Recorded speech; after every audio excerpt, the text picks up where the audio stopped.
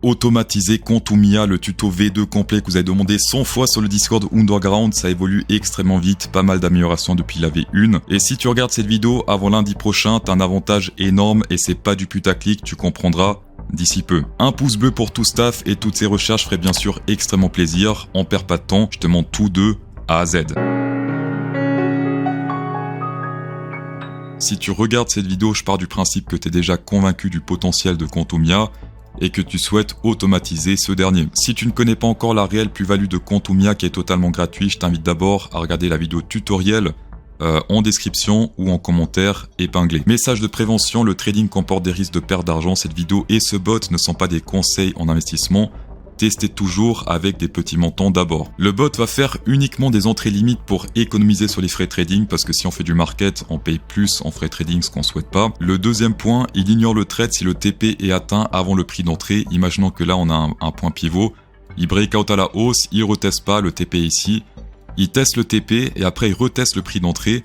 Et là, le bot va dire non, tu vas pas rentrer parce que le TP a déjà été atteint. Et ça, la majorité des bots ne surveillent même pas. Et le bot de Contumai est extrêmement intelligent. Si le prix fait par exemple ça, il reteste et après hop, il monte.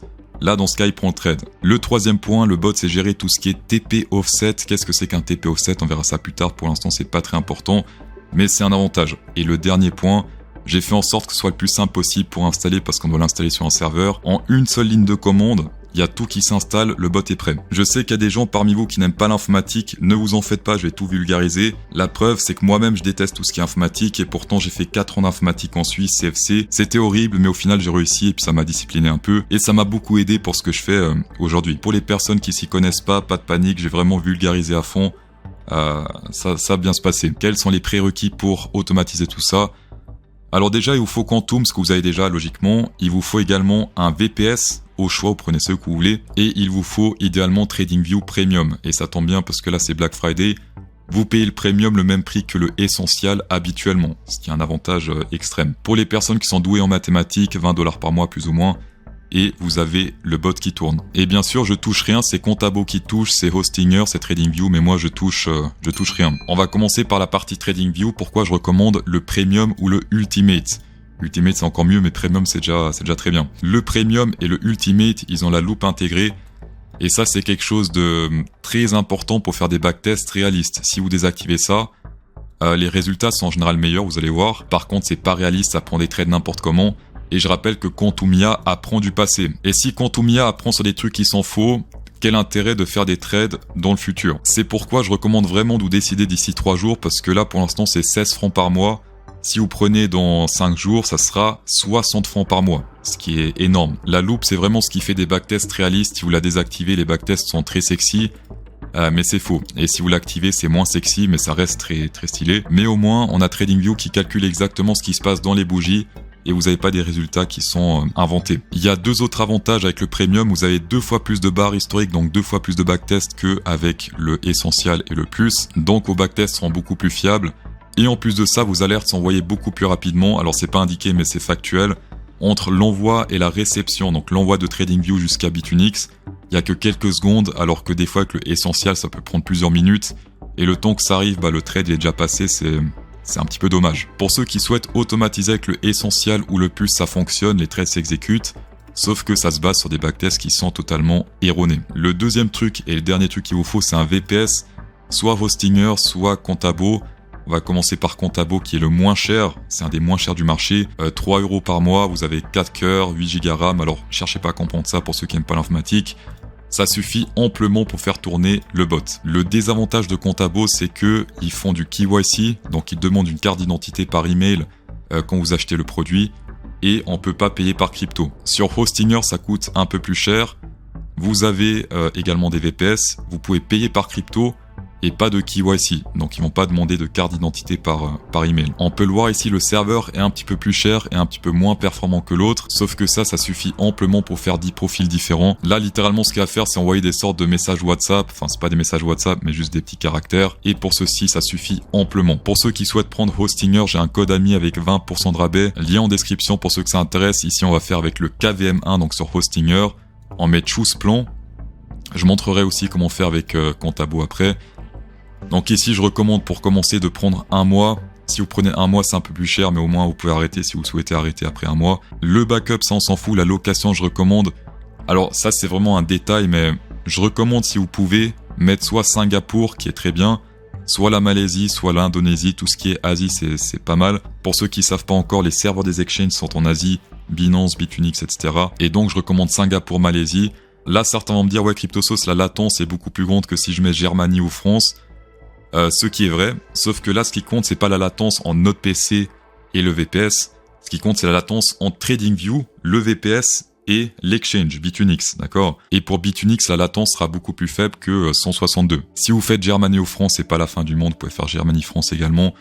Vous mettez ici Ubuntu, c'est le système d'exploitation, c'est le Windows version Linux, en quelque sorte. Donc là, vous mettez Ubuntu 25, le dernier. Faites confirme, et une fois que vous avez fait ça, vous pouvez payer par crypto, par carte également, mais sans KYC. Et ça, c'est le plus important. Si vous allez sur Contabo, on fait configure, on fait continue avec VPS 10.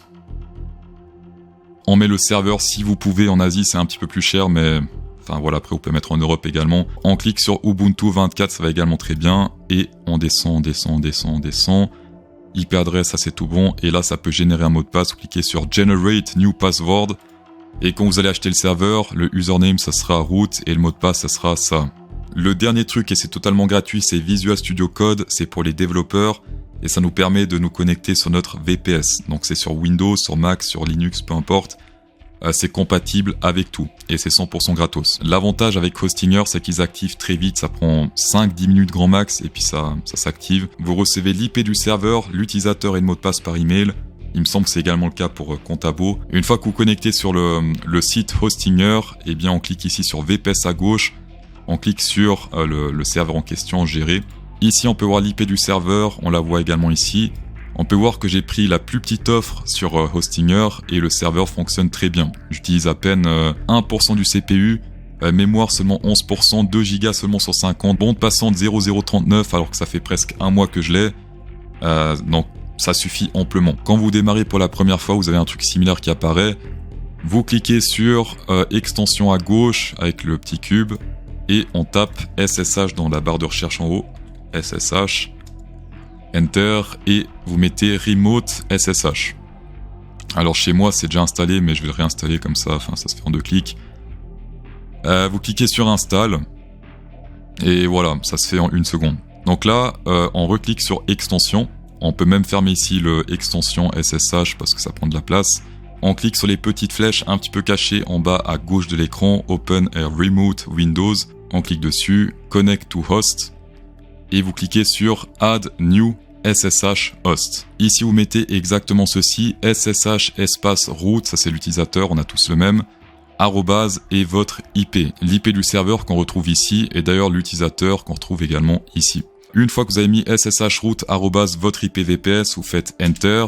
Ici, vous créez le fichier config, on clique sur config. Vous faites Open en bas à gauche, en bleu ici. Et ça ajoute simplement votre nouvelle adresse IP, votre nouveau serveur, dans ce fichier host 72803. Ça, c'était mon ancien serveur. Vous aurez normalement juste ceci. Donc, on fait CTRL S pour sauvegarder. Soit le raccourci pour sauvegarder, soit File, Save, ça marche également. Comme vous voulez. Puis on clique sur la croix pour fermer. Puis on se reconnecte avec les 2 petites flèches qui sont cachées. En bas à gauche, on clique dessus. On fait Connect to Host. Sauf que maintenant, le Visual Studio, il se rappelle de l'IP. Donc simplement ce qu'on fait, on clique sur l'IP de notre VPS. J'en ai 2, mais vous avez juste celui que vous avez mis. Donc moi c'est 183, on clique dessus. S'il demande Microsoft, Windows, Linux, Mac, tout ça, mettez Linux, très important. Chez moi, il demande pas, mais si vous avez ce message Microsoft, Linux, Mac, mettez Linux, sinon ça marchera pas. On clique sur Continuer. Le mot de passe que je connais par cœur, que vous avez également reçu par email. Et voilà, on est connecté au serveur. Alors je sais que visuellement on dirait pas, mais si vous avez ce truc-là, SSH avec votre IP en bleu, vous êtes bien connecté. Pour les personnes qui sont sur Hostinger, qui ont pas reçu le mot de passe ou qui ont perdu le mot de passe ou j'en sais rien, ici vous cliquez sur mot de passe route, vous pouvez le modifier, mettez ce que vous voulez. Une fois que vous êtes connecté, comme j'ai promis au début, ça s'installe en une seule ligne de commande parce que là on n'a rien installé, on s'est juste connecté sur le serveur. Ça se fait vraiment très facilement et de manière très impressionnante, vous allez voir. Donc vous pouvez mettre en plein écran si vous voulez ici, vous agrandissez la fenêtre, on agrandit, allez c'est parti. Très important, il faut qu'il y ait le SSH 7261 en bas à gauche, sinon vous n'êtes pas sur le bon VPS. On clique sur Terminal, New Terminal, et on copie-colle le code que j'ai mis dans le Google Doc qui est en description. Ça c'est la gueule du Google Doc avec tous les liens utiles, et ce qui nous intéresse c'est ceci, simple commande pour installer le bot. On copie ça, et dans le terminal ici, dans ce petit truc, on fait CTRL-V. On peut également simplement faire clic droit, parce que clic droit ça fait CTRL-V sur Visual Studio. Donc on fait clic droit, ça fait exactement coller. Et une fois qu'on a collé ça, on fait Enter. Et regardez ça, la magie va opérer. J'agrandis un peu.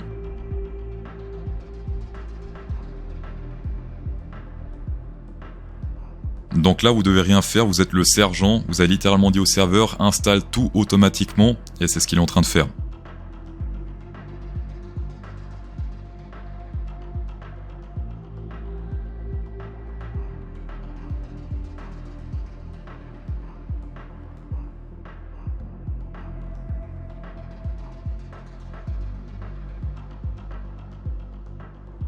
À la fin, vous avez ce message de succès. Si vous avez ceci, c'est-à-dire que tout est très bon et qu'il vous souhaite un happy trading. Donc si vous avez ce message-là, bravo, votre bot est installé avec succès. Il est installé, oui, mais il n'est pas encore configuré parce que il faut configurer les profils de trading. Vous n'avez pas encore de profil de trading, donc il faut faire tout ça maintenant. Du coup, ce qu'on va faire, on va sur Bitunix, vous cliquez ici sur Future Copy Trading parce que oui, on va faire des profils de copy trading. Pourquoi c'est fonctionnel uniquement avec du copy trading? Parce que j'ai utilisé un petit peu mon cerveau. Je me suis dit que si vous créez des profils rentables et que des personnes copient vos trades, vous pourrez toucher des parts de gains de vos abonnés et ça fera du win-win puissance 10 000. Si vous souhaitez pas que des personnes copient vos trades, vous pouvez également désactiver et garder vos profils en privé. On clique sur devenez un trader principal. Ici, vous créez le profil, par exemple ETH, HHH, une description, ça c'est pas très important. Le montant que vous allez mettre sur le profil. Alors là, j'ai fait exprès de faire un calculateur pour vous. J'espère que vous l'avez compris maintenant, on n'est pas là pour rigoler.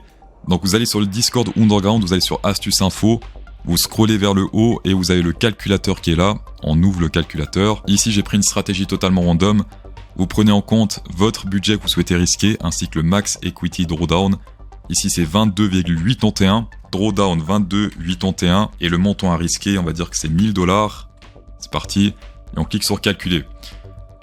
Donc, il vous dit que pour risquer 1000 $, vous avez besoin d'un capital de 1228 $. Alors, les 228, c'est pas de l'argent que vous allez risquer, simplement de la liquidité. Ça vous permettra de trader 1000 $, levier 4 par trade. Ça, on verra juste après. Ça, c'est extrêmement important pour la partie du bot.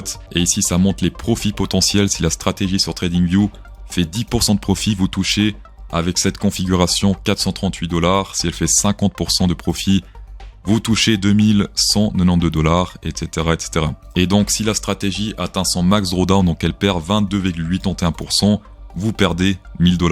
Très facile. Pour l'instant, je vais mettre un montant de test, je vais mettre seulement 100 $, puisqu'on teste toujours avec des petits montants. On fait calculer le risk management.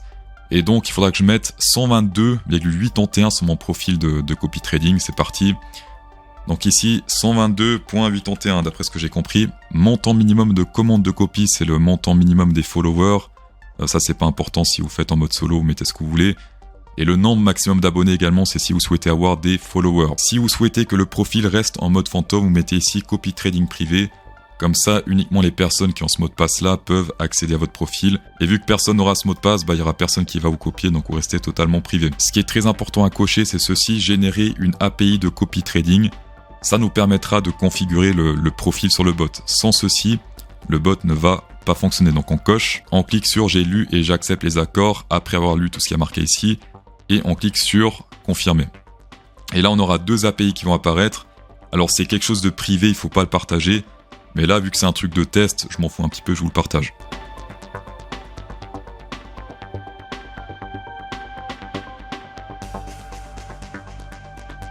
Quand on a ces deux clés API, on met la fenêtre en petit, donc on garde cette fenêtre ouverte, et on retourne sur Visual Studio Code, on clique en haut à gauche sur le truc Explorer, des sortes de fichiers, on met Open Folder, Vous mettez ici par défaut root, donc ça c'est très bien. On clique sur OK et il demande le mot de passe normalement.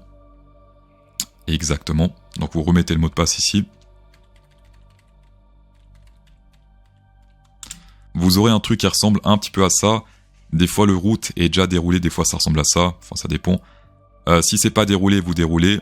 Si c'est déroulé, bah vous laissez comme ça. Notre bot c'est ici, c'est automatisation underground trading. Donc on clique sur le dossier. Partout où il y a des flèches, c'est des dossiers, on clique dessus. Et ensuite on clique sur config. Et l'avantage pour ceux qui n'aiment pas l'informatique, c'est que ce truc application qu'on voit là, donc automatisation config application, c'est le seul dossier ou fichier qu'on va modifier. On va jamais rien toucher d'autre, uniquement ce fichier-là. Puisque là-dedans, il y a tout ce qu'il nous faut, tout le reste on ne doit pas modifier. Alors quand on clique sur application ici, on a ce fichier qui s'ouvre, donc c'est un fichier texte, ou plutôt YAML, application YAML. Toute cette partie-là, donc de la ligne 1 jusqu'à la ligne 21, ça on ignore, on s'en fout. Ça c'est pas pour nous, c'est pour le bot. À partir de là, c'est plus intéressant. Ici, c'est simplement les paires que le bot supporte. Il y en a 20 ou 27 par défaut d'après mes souvenirs. Si vous souhaitez ajouter un coin, ne faites pas comme ça shitcoin USDT. Ça va pas marcher. Il faut en supprimer un. Donc si vous ajoutez un shitcoin USDT, supprimez par exemple le Hondo, un coin que vous n'allez pas trader. Voilà, le Hondo je trade pas, on le vire. Et il faut toujours qu'il y ait le même nombre de paires. D'accord? Donc vous pouvez mettre tous les coins que vous voulez. Il faut bien sûr qu'il existe. Si ça n'existe pas, ça va faire un bug. Shitcoin n'existe pas. On peut mettre par exemple qu'est-ce qu'il y a comme coin? Le XPL par exemple qui est en train de bien se péter la gueule. USDT. Et là, ça va fonctionner parce que vous avez supprimé un autre coin. Vous pouvez modifier autant que vous voulez tant que le coin est disponible sur la partie copy trading de Bitunix. Pour faire simple, remplacer des coins, oui. Ajouter ou supprimer des coins, non, ça n'a pas marché. Cette partie-là a l'air compliquée, mais c'est extrêmement simple parce que ça et ça et ceci, c'est exactement la même chose. D'accord? C'est juste le nom du profil qui change. Ça, c'est tous nos profils de copy trading. Ici, on a le nom du profil. Ici, il s'appelle Solana par défaut. Ici, on a Ethereum, on a Ripple. On peut le nommer comme on veut. Moi, j'aime bien mettre test 1, par exemple. On peut mettre test 1 si on souhaite. Donc, le nom du profil s'appellera test 1. Et ceci, il faudra le retenir parce que c'est le nom qu'on devra taper après sur TradingView. Leverage, c'est levier en anglais. Chaque trade, on fera ce levier-là. Donc, avant, on avait mis 4, il me semble, avec le calculateur. Leverage 4 et Amount 100. Donc, Leverage, c'est 4. Amount 100. Amount, c'est le montant qui va miser par trade. Donc là, ça va être $100, levier 4, ce qui fait $400 de volume par trade. Le TP offset, ça c'est le seul moment de la vidéo où il faut activer un peu votre cerveau, c'est le seul truc un petit peu compliqué, mais une fois que vous avez cerné ça, eh bien vous êtes un maître de la gestion des frais et de l'automatisation de trading. On va essayer de faire un exemple extrêmement simple. L'entrée longue est ici, sur cette ligne rouge, bon c'est pas très droit mais on s'en fout. Donc si on pète ça là-haut, ça fait un long. Le TP est ici, take profit défini par la stratégie. Et le TP offset, il sera toujours un petit peu avant le TP parce que je rappelle que notre but c'est de rentrer toujours en limite et pas en market. En market, on paye plus de frais et sur du long terme, bah, ça peut pénaliser. Notre but c'est que le TP soit en limite. Limite, parfait. Le problème c'est que on peut pas placer un ordre limite tant que le trade n'est pas exécuté, tant que le trade n'est pas ouvert. Donc qu'est-ce qu'on fait? On attend que le trade s'ouvre et on met un TP offset légèrement avant. Par exemple 0,2% avant le vrai TP. Donc ce truc là c'est le offset, le truc du bas. Une fois que le trade s'exécute, on monte, on reteste exécution du trade. Le TP offset est placé, mais l'ordre limite n'est pas encore placé. Il est encore invisible, il n'existe pas encore. Ensuite ce qui se passe c'est que le prix monte doucement, rapidement. Le TP offset est placé à 0,2% du TP. Et une fois que ce prix est testé, l'ordre limite est automatiquement posé par Bitunix, d'accord? Et l'ordre limite est bien sûr placé sur le prix correct, pas sur le TP offset. J'espère que vous avez compris. Si vous mettez des ordres market, vous pouvez placer avant même que le trade soit exécuté. Malheureusement, c'est pas le cas avec les ordres limites. Et les ordres limites, c'est beaucoup moins cher à trader. Donc on essaye comme on peut de placer du limite. Et d'ailleurs, c'est pour ça que le bot est très intelligent. Parce que il essaye de rentrer en limite, de sortir en limite, à part pour les stop loss, parce que les stop loss c'est market obligatoire. Le TP offset c'est simplement le pourcentage de distance du TP. Alors là c'est marqué 0,001%, mais en réalité ça c'est 0,1. Ici j'ai mis 0,002, ça représente 0,2%. D'accord, c'est pas 0,002%, c'est vraiment la conversion qui est un peu pourrie. Si vous mettez 0,01, ça sera à 0,1% avant le take profit. Et là vous allez me dire ouais mais CryptoSauce on a qu'à mettre 0, comme ça exécute pile poil. sur le take profit, ce qui est vrai. Sauf que si le TP offset est sur le même endroit que limite, imaginons que le prix monte, take profit offset et take profit en même temps limite, et le prix monte légèrement plus. Si Bitunix détecte qu'on est légèrement au-dessus du take profit réel, il va exécuter en market. C'est triste, mais c'est comme ça, il faut l'accepter. C'est pour ça il faut trouver le juste milieu. L'avantage, c'est que le prix est un petit peu meilleur souvent. Désavantage, vous payez plus de frais. Je sais pas si vous en rendez compte, mais là, littéralement, je suis un influenceur et j'essaie de faire en sorte que vous payez le moins de frais possible. Pour rappel, plus vous payez de frais, plus l'exchange me récompense. Et moi, j'ai fait tout pour que vous payez le moins de frais possible. Alors, je sais que souvent on dit que tous les influenceurs sont des trous du cul, que des escrocs, etc.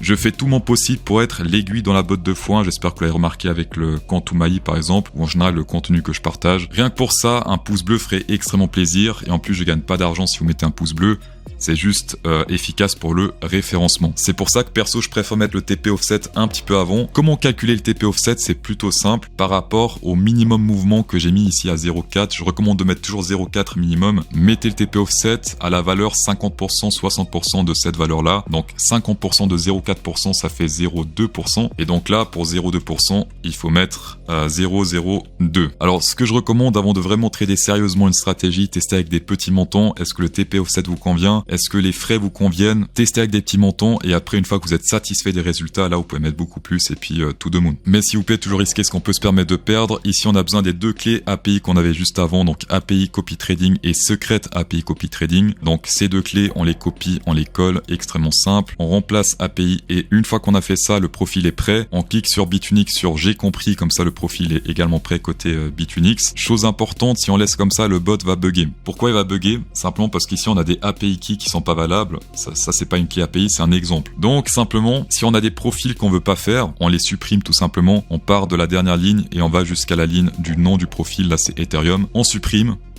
Et là, ça va fonctionner puisque toutes les clés fonctionnent, puisque toutes les valeurs ici, les données, sont fonctionnelles. Ces choses-là, il faut pas les supprimer. Le expired time, c'est la valeur en secondes jusqu'à ce que le bot se dise « Ah non, c'est trop vieux, c'est plus une donnée qui est d'actualité ». Donc les trois premières valeurs représentent les secondes. 120 secondes, ça fait 2 minutes. Donc si TradingView envoie un signal et que le bot le reçoit 4 minutes plus tard, il va dire « Non, je vais pas prendre le trade parce que c'est trop vieux, c'est plus d'actualité ». Vous pouvez rapetissir, agrandir. Ce que je recommande, c'est de mettre minimum 60 secondes, c'est-à-dire mettre 60 ici.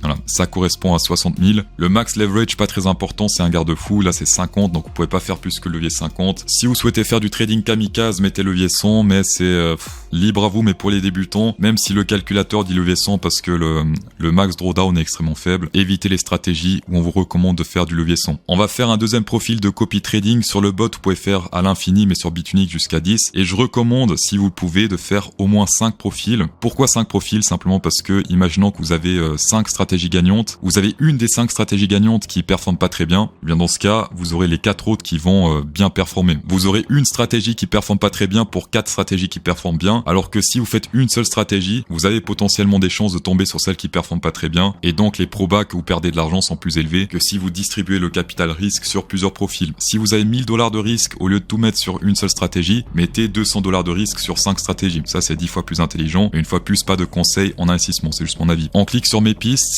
on clique sur le plus ici, on va faire test 2, blablabla, le montant va mettre 100 $, cette fois-ci on va pas faire le calculateur, générer API de copy trading et on clique sur accept. Les nouvelles clés apparaissent, on retourne ici sur le fichier configuration application YAML, on copie la partie test 1 jusqu'au API secret, CTRL-C, on fait nouvelle ligne et CTRL-V. Et là on voit que c'est pas très bien aligné, je sais pas pourquoi, on va juste faire en sorte que ce soit aligné correctement le test 1 avec le test 1 ici. On met test 2 par exemple, très simple. Levier 5, on va mettre 30 $ par trade. TP offset, on va mettre 0 sur lui. Et on met simplement les API keys comme le premier. Sauf que là, ça sera pour le deuxième profil. On vire celui-ci. On remplace par le nouveau. Et pareil pour l'autre. On vire celui-ci.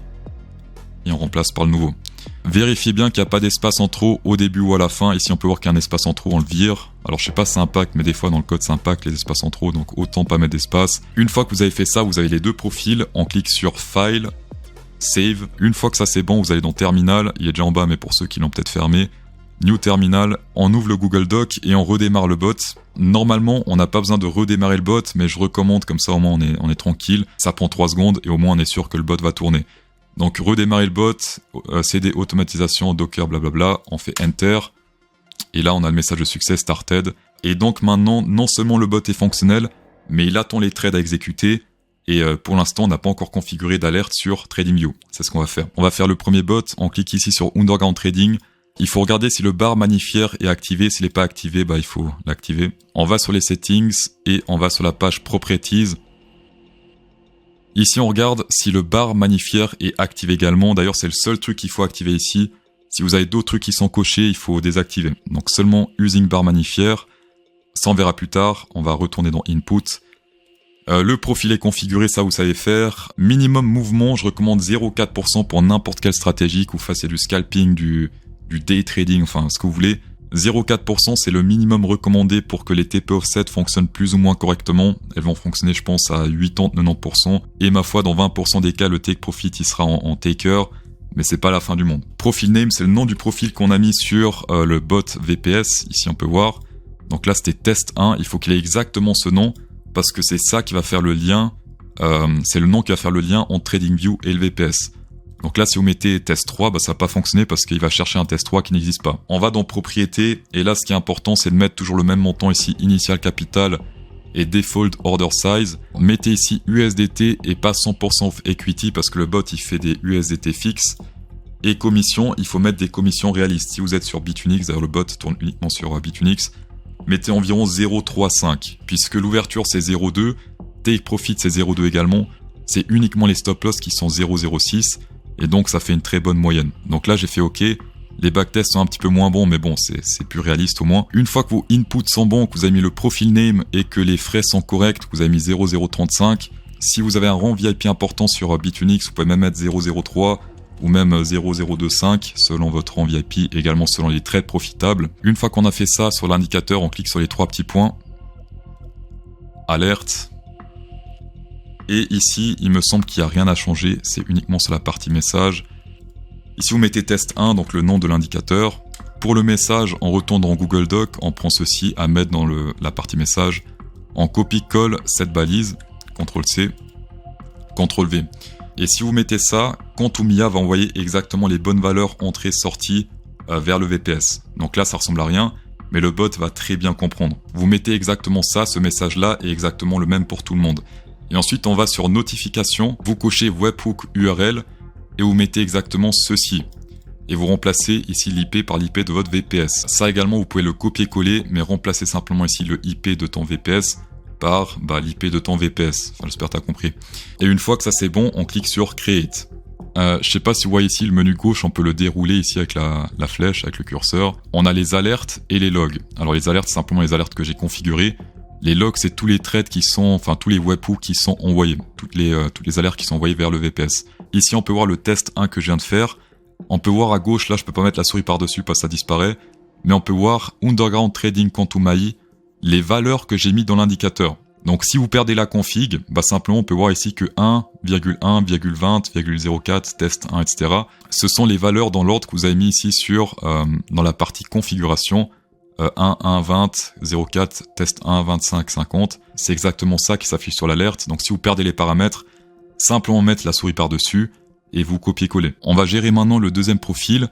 Une stratégie totalement débile qui fonctionne pas, mais le but c'est juste de voir si ça exécute ou pas les trades. Et c'est exactement ce qu'on va faire. On va mettre des petites valeurs histoire que ça marche. Si vous faites des trop petites valeurs, il n'y a même plus de trades, donc on va essayer de monter un petit peu. Littéralement TradingView il a bugué là, donc on va essayer de faciliter un peu. Ouais, c'est bon, on voit les trades. Si on voit pas de trade historique, TradingView bug, et puis il faut faire une autre stratégie. Donc on refait exactement la même chose, on va ici dans Settings. Cette fois-ci c'est Test 2. Properties on laisse, on met OK. On refait une alerte mais pour Test 2. Add alerte. Attendez que ça finisse de charger parce qu'il est en train de charger un truc là, je sais pas si vous voyez. Là c'est bon, il a fini de charger. Donc on va dans Alerte, 3 petits points Alerte. Test 2.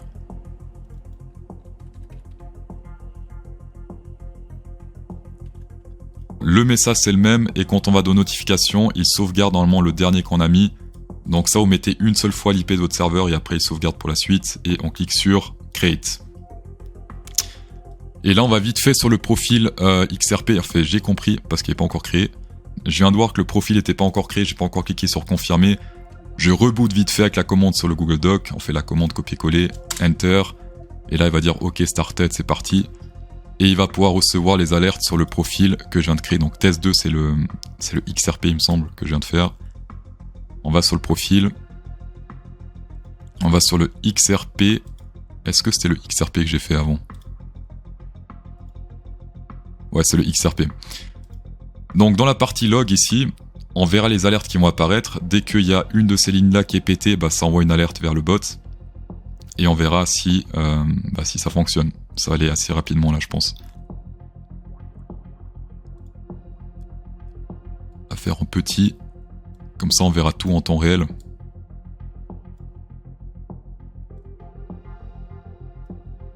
XRP 1 minute. Ah, là, il a envoyé. Et hop, ça s'est placé directement. Je sais pas si vous voyez. Voilà, c'était très rapide. Perso, j'ai le plan Ultimate. C'est celui qui envoie vraiment rapidement vers le VPS. Et là, en gros, ce qui s'est passé, TradingView a envoyé vers le VPS, qui a envoyé vers Bitunix. Voilà, c'était extrêmement rapide. Et là, on a la preuve que le premier trade a été exécuté. J'ai mis un TP offset de 0, c'est-à-dire que si le prix est dépassé, ça risque de fermer en market, ce qu'on souhaite pas. Mais en tout cas, le bot fonctionne, vous avez tout bien configuré. Et ça, c'est le plus important. Si vous souhaitez savoir si vous avez mal configuré, il n'y a pas de trade. C'est aussi simple que ça. Ce qu'on peut faire, c'est voir également les logs en direct. C'est le tableau de bord du bot. Il dit ce qui fonctionne, ce qui fonctionne pas. Si ça fonctionne pas, il fait des messages d'erreur. Donc on copie-colle ça également dans la console. Et on verra plein de trucs comme ça qui veulent rien dire. Si vous avez des problèmes, copiez-coller ces logs dans le support Discord. Parce que là, en fait, ça identifie le problème en question. On saura si le problème vient du expired time, s'il vient d'une key qui fonctionne pas, si vous avez dépassé le max leverage, enfin... On saura d'où vient le problème grâce à ces logs. Donc ça, c'est extrêmement utile pour vous aider. Je vais voir si je peux entraîner une IA pour vous aider directement avec les logs dans la partie astuce info. Ça peut être plutôt intéressant. Donc vous mettez le log et l'IA vous dit directement ce qui marche pas sur votre serveur. Quoi qu'il en soit, sur la partie support, n'hésitez pas à poser des questions et à aider les personnes qui ont besoin d'aide. Et pareil sur la partie Quantum.ai, bot VPS, ici également vous pouvez poser des questions et aider les personnes qui ont des problèmes. Je rappelle que dans la finance et le trading, on est tous dans le même bateau. Si une personne vous aide aujourd'hui à vous dépanner, logiquement, ce serait bien que dans le futur, vous dépannez une autre personne. To get, to give, un peu comme une certaine position Enfin bref. Dans tous les cas, merci d'avoir checké la vidéo, ça fait extrêmement plaisir. Prenez la décision avant ce week-end, parce que après ce week-end, tout sera plus cher. Bien sûr, c'est pas moi qui profite, puisque Quantum.ai, c'est 100% gratuit. Le seul truc où je profite, c'est qu'on vous crée un compte sur Bitunix, et l'argent reste bien sûr le vôtre. Donc avec Quantumia, on est vraiment sur un win-win entre le créateur et l'utilisateur. Regardez régulièrement sur le Discord, je mets pas mal de trucs sur astuces info, des trucs qui pourront sûrement faciliter votre vie, le calculateur, quelques astuces pour dépanner également. C'est bon, cher mon clapet, bonne soirée.